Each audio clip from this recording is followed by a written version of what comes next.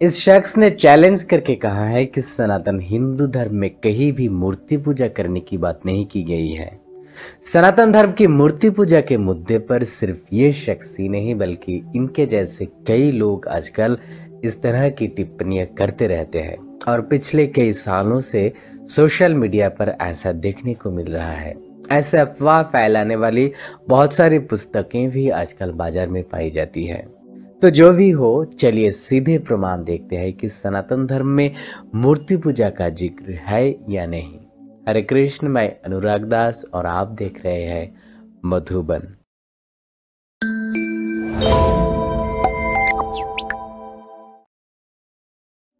श्रीमद् भागवत पुराण के एकादश स्कंद के सप्तविंश अध्याय के 9वें श्लोक में उद्धव जी के प्रश्नों के उत्तर देते हुए भगवान कहते हैं, मेरी पूजा प्रतिमा, वेदी, अग्नि, सूर्य, जल, हृदय आदि किसी भी आधार पर की जा सकती है।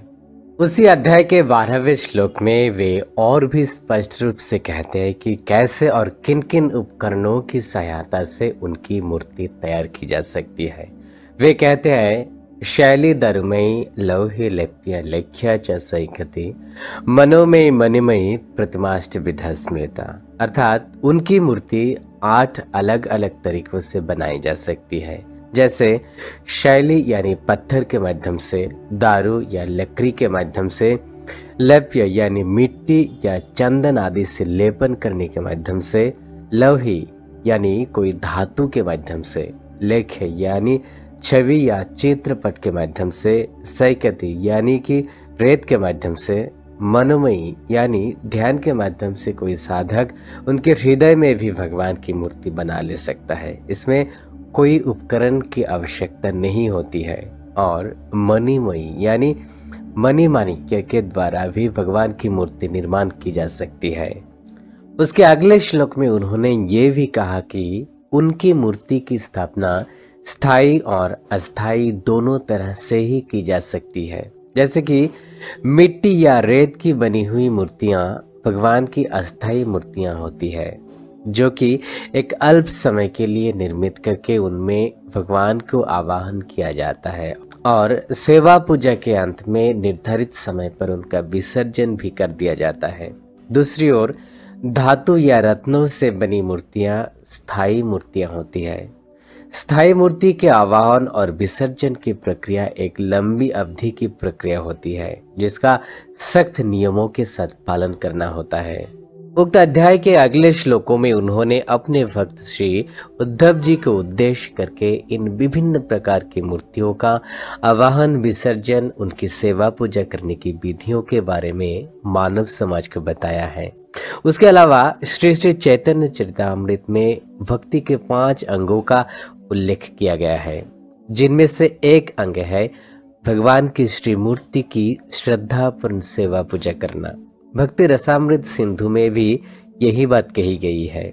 शास्त्रों में तो यहाँ तक कहा गया है कि भगवान की मूर्तियां और साक्षात भगवान में कोई अंतर नहीं है। श्री श्री चैतन्य चरितामृत के मध्य लीला के 17वें अध्याय में कहा गया है, नाम विग्रह स्वरूप 3 एक रूप, तीने भेद नहीं, 3 चिदानंद स्वरूप। अर्थात भगवान के नाम, भगवान की मूर्ति और साक्षात भगवान में कोई अंतर नहीं है।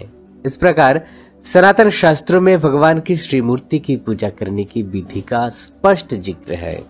उल्लेखनीय है कि सनातन धर्म के करोड़ों लोग सदियों से भगवान की मूर्ति की पूजा करते आए हैं और वे इस परंपरा का पालन इसीलिए करते आए हैं क्योंकि शास्त्रों में इसकी विधि का प्रमाण है। और एक महत्वपूर्ण बात यह है कि सनातन धर्म में साकार और निराकार दोनों प्रकार की उपासना पद्धति का ही उल्लेख है।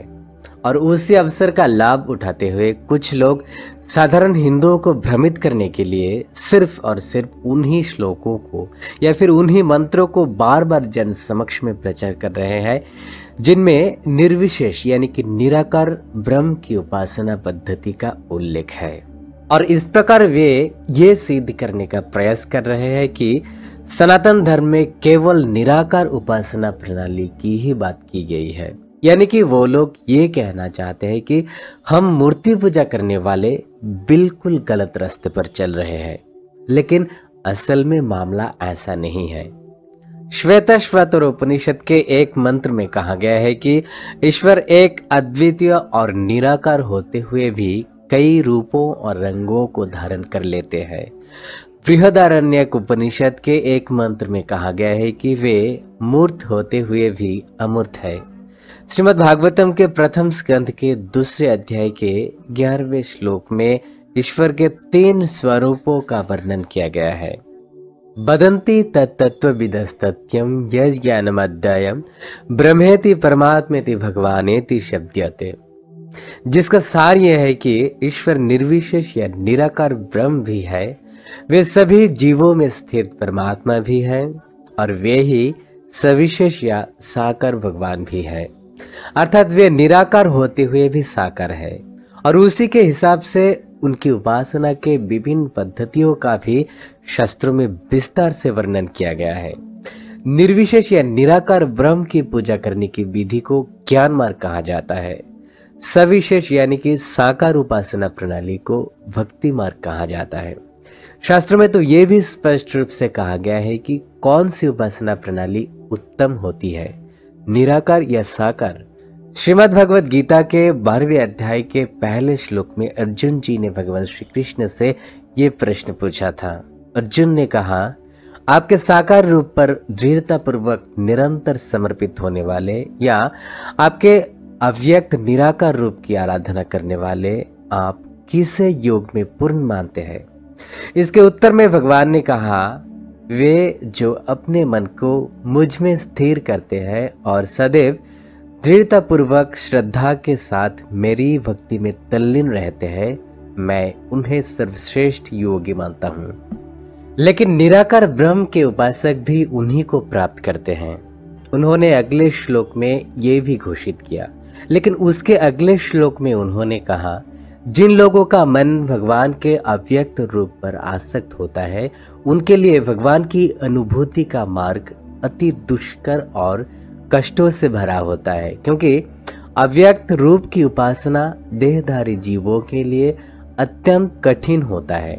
इसलिए उसके अगले श्लोकों में उन्होंने आगे कहा, लेकिन जो अपने सभी कर्मों को मुझे समर्पित करते हैं और मुझे परम लक्ष्य समझकर मेरी आराधना करते हैं और अनन्य भक्ति भाव से मेरा ध्यान करते हैं, मन को मुझ में स्थिर कर अपनी चेतना को मेरे साथ एकीकृत कर देते हैं, हे पार्थ, मैं उन्हें शीघ्र जन्म मृत्यु के सागर से पार कर उनका उद्धार करता हूँ।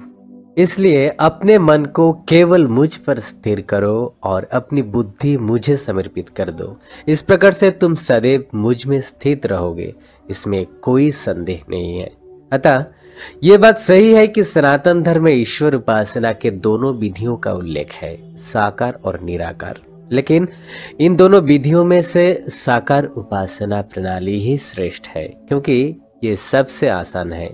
और आशा करता हूँ कि ये बात भी स्पष्ट है कि मूर्तियों के माध्यम से भगवान की पूजा करने का तरीका भी 100% प्रामाणिक और शास्त्र सम्मत है। वेद उपनिषदों में इस बारे में और क्या क्या कहा गया है, न तस्य प्रतिमा अस्ति श्लोकांश की व्याख्या क्या है, इस बारे में हमने पहले ही एक दूसरे वीडियो में विस्तार से चर्चा कर चुके हैं। मैं सभी को उस वीडियो को देखने के लिए आमंत्रित करता हूं और इन सभी मुद्दों पर अनावश्यक चर्चा करके समय बर्बाद करने के बजाय हम सभी ईश्वर की उपासना में उन्नति करके समाज, देश और दुनिया का भला करें। इसी अंगीकार के साथ आज के लिए यहीं पर समाप्त करता हूँ।